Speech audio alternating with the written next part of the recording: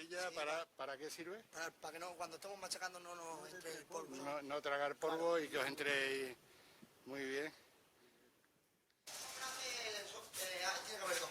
Dos calderas, ¿no? Si fueran sí, pequeñitos, pues uno. Estos son grandes, claro. Sí. Y además están muy bien estructurados, ¿eh? Sí. Está fenomenal.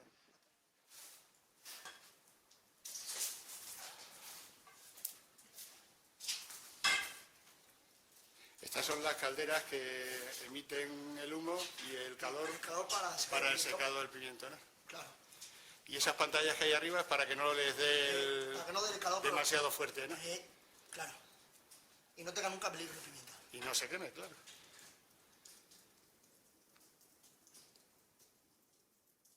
Esto está ahora mismo ya empezando el proceso de secado, ¿no? Sí, claro. O sea que de momento está verde. Sí, está ahora mismo verde, pero le encendimos ayer para el proceso de secado. ¿Y cada cuánto tiempo hay que darle la vuelta? Cada 2 días, 3 se da la vuelta. Hasta que esté seco del todo, ¿no? Sí, hasta que esté seco. ¿Normalmente cuánto tarda? Unos 9 días se seca, ¿sabes?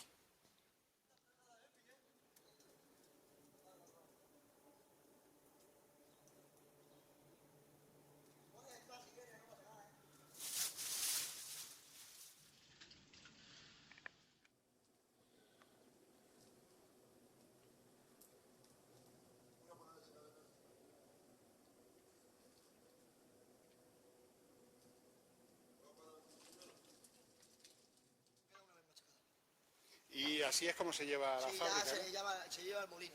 Se le damos a este hombre. Aquí, a José Luis Madero. Se le llamamos nosotros.